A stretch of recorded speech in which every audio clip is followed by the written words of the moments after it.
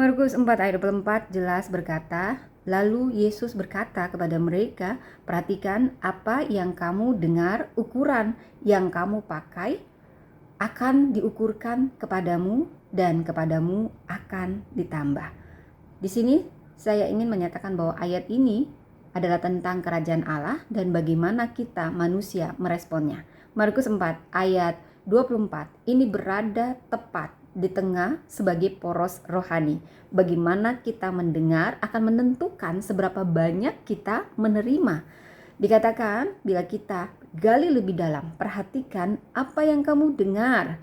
Ini dari bahasa Yunaninya blevete, berjaga-jaga, waspada, aktif, mendengar dengan tujuan taat, bukan sekedar mendengar bunyi. Yesus tidak berkata perhatikan siapa yang bicara, tetapi perhatikan bagaimana dan apa yang kamu dengar.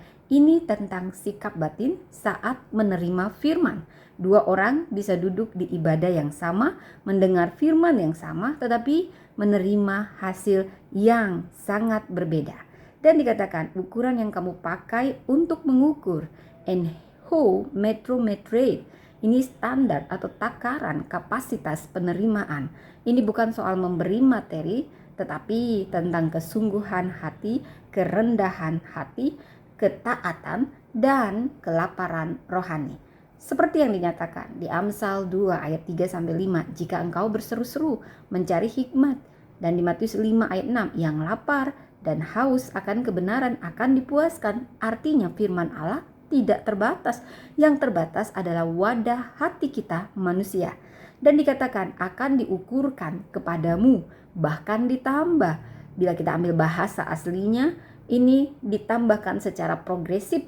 Ini punya makna dalam. Firman itu tidak statis. Firman bertumbuh di dalam orang yang menghargainya.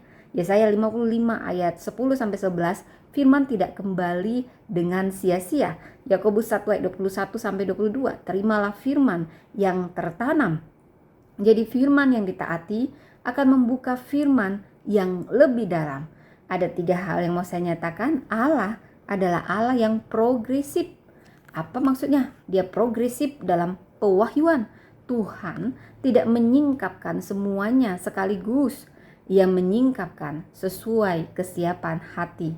Seperti murid untuk pewahyuan orang banyak dengan perumpamaan.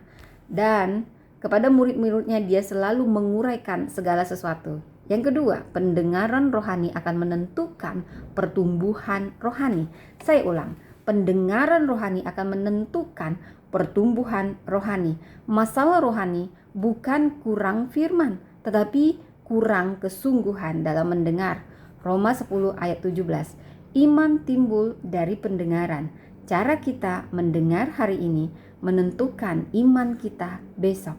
Prinsip kerajaan, respon dan penambahan dalam kerajaan Allah. Yang menghargai akan ditambah, yang mengabaikan akan kehilangan. Ini bukan hukuman, tapi ini hukum rohani. Saudara, seperti wadah air. Firman itu seperti air hujan yang deras. Bila kita membawakan wadah kecil, maka cepat penuh. Ember besar, dia akan menampung lebih banyak. Tetapi kalau wadahnya bocor, maka tidak ada yang tersisa. Tuhan tidak menakar hujannya. Ia menakar wadah kita. Dan saat ini kita hidup di era di mana banyak konten, banyak suara, namun sedikit perenungan. Banyak orang mendengar firman sambil lalu, bukan menerimanya sebagai kehidupan. Karena itu, evaluasi cara kita mendengar firman. Bertanyalah, apakah kita datang dengan lapar rohani? Apakah kita mencatat, merenung, mendoakan? Apakah kita taat setelah mendengar? Kita perlu memperbesar takaran rohani.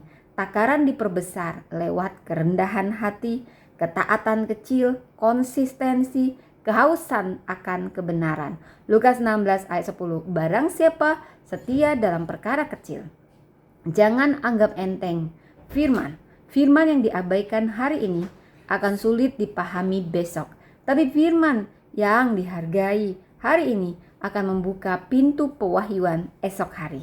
Saudara, Tuhan tidak pelit dalam pewahyuan, tetapi selektif kepada hati yang sungguh. Cara kita mendengar menentukan seberapa jauh kita akan bertumbuh. Tuhan memberkati.